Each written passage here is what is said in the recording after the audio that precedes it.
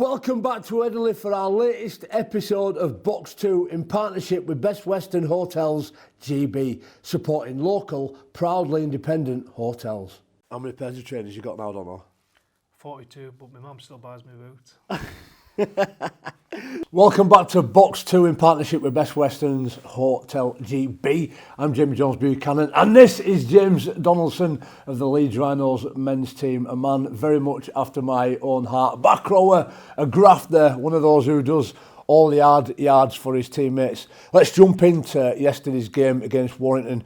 Great result in the end, really entertaining game. Wonderful family day experience on a Sunday as always. 24 points to 22. Just regurgitating some of the sentiments of Rowan Smith and Cam Smith as well, who got 2 Man of the Match awards for his performance. Talked about having played better in the past and lost those games. We got the result done, but a little bit of improvement still in us in terms of performance. Yeah, definitely. It was a massive result for us. Obviously 6 games left and we need all the points that we can get, and I think it just kind of showed our team mentality at the moment that we're really working hard for each other. No matter what happens, that next man's covering for you, and it kind of shows that we're there to fight right to the end. Go away to Huddersfield next week, which is really exciting. I think the fans really helped us massively this weekend as well. Absolute packed out at Headingley, 15,000, which made it kind of that little bit extra special. Mate, really special. I enjoyed it. We had some ex-players come along as well. I really buzzed off meeting up with Carl Pratt. It's been a lot of years. Somebody that was there, very much a big part of the first team squad when I started playing, and it just never leaves you, Donno. You'll know this, obviously played Rugby League for a lot of years now. Just the mentality, the personalities of relationships that you forge, it's fantastic. I thought the fans were outstanding as well. Real good atmosphere. I do love those Sunday games. It's really special. There's some real special performances as well. I mentioned Cam Smith there. Just a quick word on him. He's growing, isn't he, as a leader, and he's not just getting the odd good performance, he's doing it consistently. I'm handing him Man of the Match awards in the long bar there with the gold members on a regular basis. He's really growing as a player, isn't he?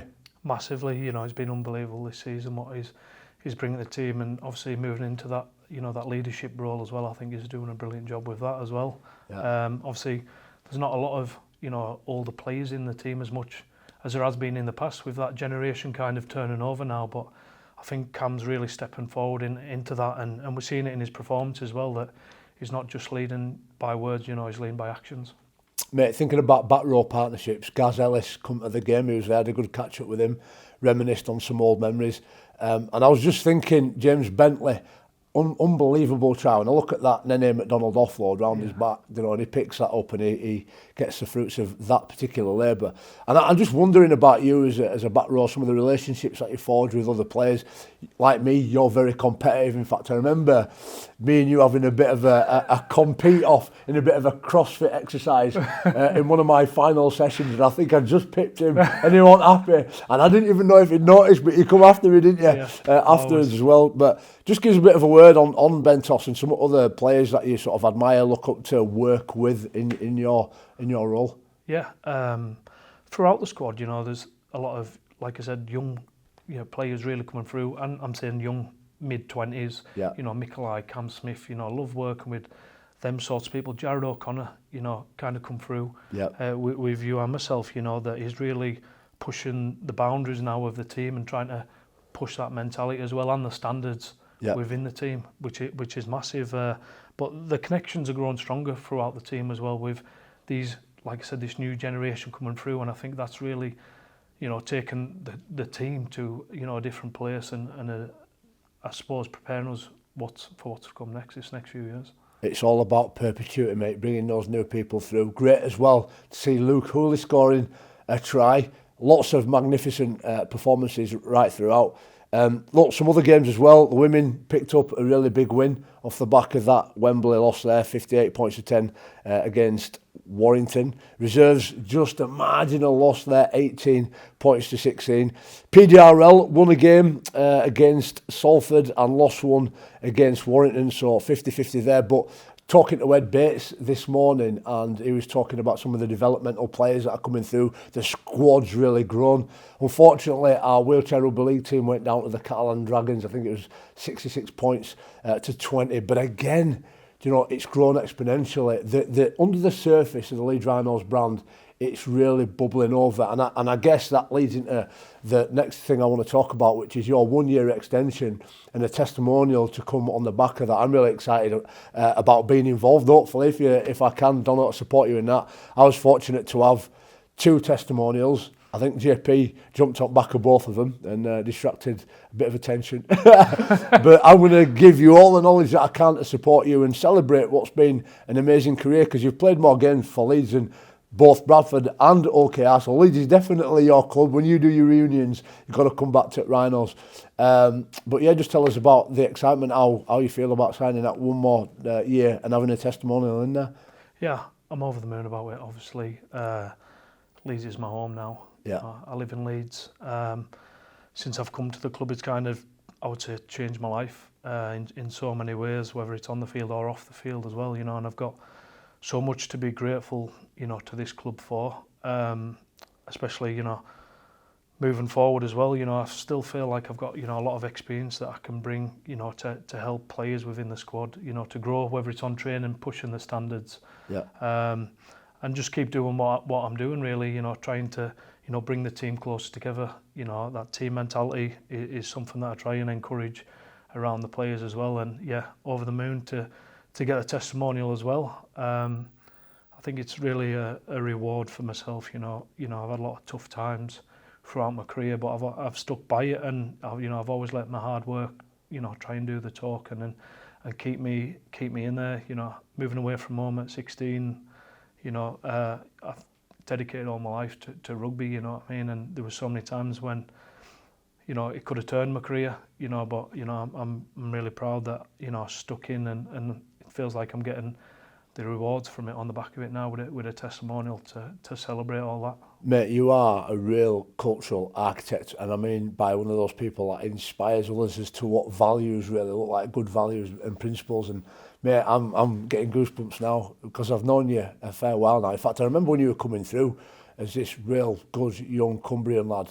I was coaching likes of Brad Singleton at the time, who thinks there's a year's difference between us. But I heard your name get regurgitated quite a lot. You went to Bradford. We felt we'd missed out on you, and it's great that you've, you know, subsequently come back. 100 games now for Rhinos, having crossed that milestone last week, which is phenomenal. But I think, you know, you're one of the people that needs to be around this club, because you absolutely epitomise what we hope to be about. Just tell me, just really quick, going back to when you joined, I remember seeing you on a training video. I think I was on holiday, and you come in early because you'd left OKR, and obviously I think Kevin Sinfield would give you an opportunity to come and have a bit of a trial at the Rhinos. And I'm looking thinking, James Donaldson running around there, and you had them tight skins on. What are your early memories, and why Leeds? Why Leeds was pretty tough. Pretty strange how it came about, really. I got let go by Hull KI in a tough way. You know, I thought that I had a contract there and things were going to be positive after we got safe from relegation, and things soon changed with Hull KI's stance, which left me in a tough place. I didn't have an agent. You know, I was looking for clubs myself, so I decided to, you know, text every coach in Super League myself and say that I was available, that I still had something to offer, which I really did still think that I had at that time. You know, I had some really nice replies, you know, some clubs saying that they'd filled the salary cap and other things on the back of that. And time went by and I actually wasn't getting anything, and I thought it was getting tougher and tougher to a stage where I actually wasn't contracted by OK anymore. They'd stopped paying my wages and I wasn't getting paid anymore. And it got to probably the middle of December, and I'd started putting myself through my own pre-season, you know, at the local gym, because I still knew I had something burning inside of me to play a Super League. Like I said to you earlier, you know, I moved away from home at 16 and dedicated my life to rugby just to end up signing for a championship club. And, you know, I had some nice offers from championship clubs, and I just kind of kept telling them, no, like, if things change, I'll let you know, but, you know, I've got my eyes on Super League. It got to the like I said, the middle of December, and I still didn't have anything, and I thought that it might be January by the time that I might have got an opportunity to either get a trial or sign somewhere. So I actually applied for a job at, parcel force delivering parcels over Christmas, which I thought would give me that little bit of money, to keep myself afloat. I've been pretty sensible with money over my career, but something just to kind of take my mind off it, but put me on to I did get a club, and it was just strange how I actually got an interview for Parcel Force, and the next morning I woke up at 9 o'clock and I had a call off Kevin Sinfield, which he says, I'd like you to come down, for a week trial. I can't promise you anything, but we'll have a look at you. And I actually thought that it was someone else on the phone taking the mickey at first. It was a bit of a shock really, and I was over the moon to get that call, because to be fair, I probably wasn't in a good place at the time, thinking my career was probably over, and then a couple of hours later I got Huddersfield Giants rang me as well, saying they wanted to offer me a trial as well, which I said, I'm really grateful for that to Huddersfield, but I'll snap Leeds' hand off and I'll be there tomorrow. And it kind of all developed from there really. Turned up the next day, things started to go pretty well in training. I think they kind of understood what I'm about as a person and a player, that more hard work than probably talent, I would say. And they offered me the opportunity to play on Boxing Day, which was brilliant for myself. I think I come off the bench after 20 minutes, and I think I got creamed. The first carry I took, the ball spilled out, and I just got on with it. And it kind of come off the back of that Leeds offered me a 1-year contract, which was, to me, probably a kind of extended trial for myself, with Dave Herner coming in as well. Yeah. Which was great for myself, after what I've been through with my career, with injuries, relegations, all the tough times, to actually end up getting an opportunity to play for a club like Leeds, was something I never dreamed I'd get again. Mate, there's a book called Good to Great, I think it's by Jim Collins, and he talks a lot about an organisation, the bus, getting the right people first on the bus before you set off going. You're absolutely the type of person you want, and anybody'd want on their bus, and I think he just articulated beautifully exactly why. Now, with that playing career as well, there's a lot gone on at the side of your career, augmented that playing career with other things, which I'd love to get into. Before we do, though, I want to talk a bit about your work ethic, which I think is identified in your family. Certainly with your mum and dad. Your mum, Polly, comes to a lot of the games, really famous around Rugby League landscape. I don't know if I've met your dad, I probably have, maybe, but I don't see him much because you're from a farming background, you're obviously a Cumbrian, and he's a grafter, isn't he? Just tell us a little bit about that work ethic of your dad and that relationship with your mum. Like I said, not many people have really met him, because he's a farmer, and that's what he evolves his life around, really, which is, I've been really grateful for that, he's worked so hard, because he's probably given us all the life that we've got now, which is brilliant, but that all just comes off the back of his hard work. We're third generation farmers now, so my dad, that's all he's kind of known is farming. His dad's and his granddad were both farmers, and I suppose he's just done that since he was born, and that's all he knows. And I say to a few lads, I've never ever heard my dad say he don't want to go to work tomorrow, never, or he can't be bothered. I've never heard them words ever come out of his mouth. When that alarm goes off at 4:30, he's straight out of that bed, straight into that milking parlour, and there's no complaining, no moaning, whatever the weather, he's out there grafting. And I suppose that's where all my family kind of get their motivation for their hard work from, is my dad, and how much he puts into his farm and into his cows is really satisfying for us to see. It's encouraging, mate. Obviously, having boys myself, you always wonder what influence you have, and maybe don't even see it, but it's clear that he's had a big influence on you, because your work ethic, is exactly the same. It shines right through. And if you don't mind chatting and talking about it there and sharing, Dono, it's an emotional one. We've got the spirit of the Rhino, and I've talked about that story a multitude of times, where players come bring an item and they put it in the fire and it burns it, and we get the ashes, and it stays in all time there in the Rhino's head in the resin.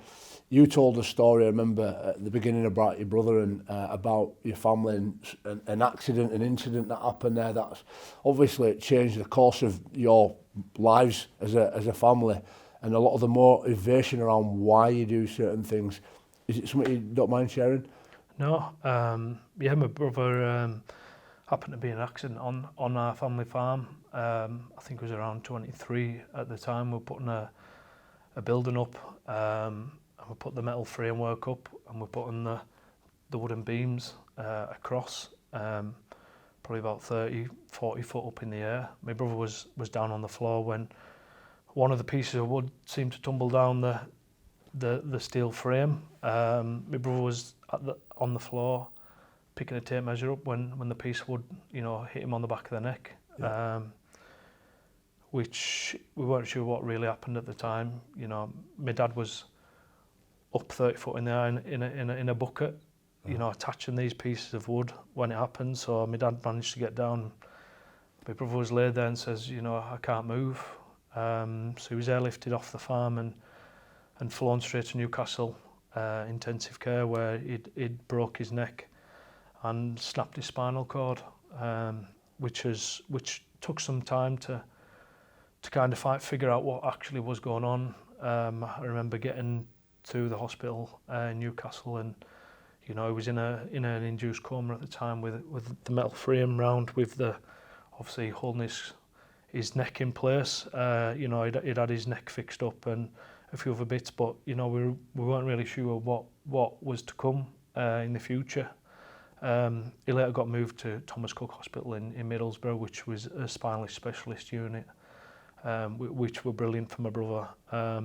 And it was there that we found out that he was paralysed, and that kind of not understanding what was to come with on the back of that, you see. But yeah, it was tough for all my family, right across. I think that it definitely brought us, closer together. Yeah. Tough for my dad being back on the farm, having to run it on his own. I went back and helped out for a week while that was going on. My mum lived in the hospital chair for a year, beside him. He's managed to, create a life for himself now. He's got a son now, which is his motivation, to keep going and keeping strong for his son, really. But it was so tough. But I remember the time when my brother actually, when I was making my debut for Bradford, and I was warming up, and my brother had come out of hospital that day, right, which I didn't know, but he come straight to the game out of being released out of hospital for 12 months. And I remember scoring my first Super League try that game, right in front of my brother, and it was amazing feeling. But he drives me now, throughout my career. He can't do a lot of things that I can do. And I think about him a lot before I go into a game of how privileged I am and how lucky I am to have my legs, and be able to walk, be able to feed myself. But he's been massive in driving me right throughout my career. That's awesome. It's great to be able to share that as well. Thanks, Dono. Your gratitude shines through, mate. Yeah, that humility. And I'm sure you're an inspiration for him as well. You just mentioned he's got a young one, you've got another one on the way. And I love families. My family's the most important thing to me in the whole world. And I can tell it's very important to you as well. So you've got another one due, I think, if you don't mind sharing. Is that public knowledge? Yeah, it is. Well, it is now. Me and my wife, Georgia, we've got a little boy already, Tobias. Tornado Tobias, he goes by, because he's an absolute whirlwind. And another on the way, which is really exciting. But especially Georgia, we've been together 13 years now, which has definitely been a massive rock for me throughout my career as well. Keeping me positive, keeping me on the right track. Making sure I'm doing the right things, which has really helped me to keep my career on track, really, which I'm really grateful for as well. Yep, those partners, mate, they mean the world to us. That's why we get out of bed every day for the families, certainly with me as well. And a little bit like myself, I think one of the most important parts of my career journey was going to university, studying, and then thinking about what I'm going to do next whilst trying to get my fingers in many proverbial pies. And it really did benefit me in the end. You're very similar. You're a grafter. You've done some amazing work with some lads, certainly in the gardens when it comes to anything farming or manual. Just tell us a bit about what you did at university and some work actually that you've found now that will form a part of your future. Yeah, when I first joined Leeds, I've got a great connection with the Leeds Beckett University, which, you know, being at other Super League clubs, they don't have that connection, which is brilliant. You know, I never envisioned that, you know, I'd go to university, never in a million years. And something I'm, you know, really proud of as well, you know. So when the opportunity come to go to uni while playing, you know, I had to snap their hand off. So I decided to do a 3-year degree in quantity surveying.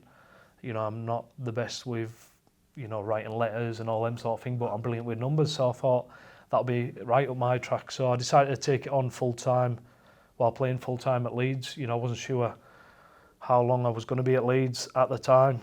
So I thought I'd try and get the course done, you know, as soon as possible and have that backup plan there for me, whether I need it or not. Obviously, I've been at Leeds now 5 years, so I've got that degree ticked off, which was a real achievement for myself. And I think that degree nearly cost me my marriage at times because it was that taxing. You know, I was finishing training at 2 o'clock and I'd go to uni till 7 at night, and then I had my assignments on the top of that, which was pretty heavy going. But now, you know, I've managed to finish it, and I've got a job which I'm doing 1 day a week at the moment with a company in Leeds called Rugby League and Bucknell. I actually ended up meeting Andy, who works for Rugby League and Bucknell through the university. Right. He was given a guest lecture for the year above me, and when he was walking out, one of the players asked him, one of the pupils asked him if he used to play for Leeds United. He must look like one of them, and he said, no, but I used to play for Rhinos Academy when I was a kid. Anyway, the teacher says, oh, we've got James Donaldson on the course.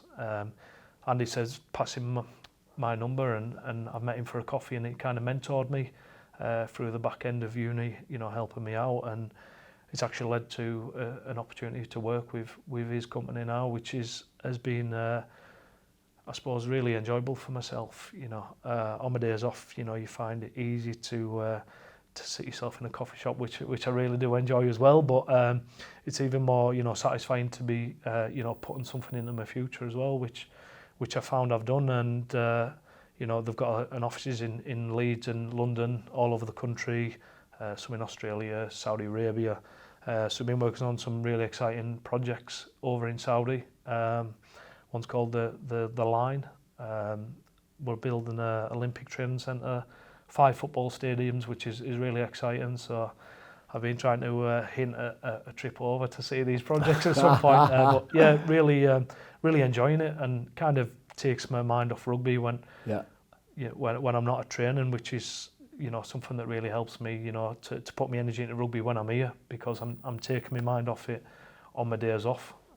Which is really enjoyable, and it's been going good. So hopefully it can help me when I need it. You know, I still think I've got a few years left in my legs, but I've got that kind of set up for when I need it in the future. And as well as going to university and having this job in the pipeline, tell us about the milkshake as well, Moo.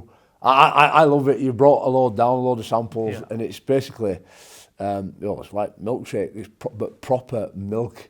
That's not, well, it's pasteurised legally, obviously, but it's as good as you can get in terms of the organic stuff straight out of the cow. Gives an insight into what that's all about. Yeah, so obviously on the family farm back at home, milk price isn't the best at the moment.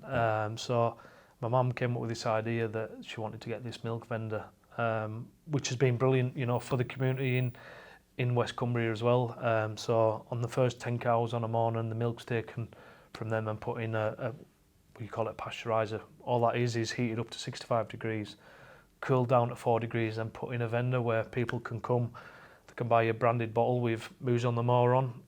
Then bottles change every few months, whether it's Christmas, whether it's Easter, right, Valentine's, you know, which is good because people want to collect the bottles as well. Because you can clean your bottle out and bring it back to refill it, but people kind of want to collect the bottles, which is a good part of it as well. And so you put the bottle in the machine, you've got 6 choices of different milkshakes, you know, chocolate, strawberry, banana. You can have raw milk, just your usual milk, and there's two that change every week, which are usually like crunchy, bounty, Cadbury's cream egg.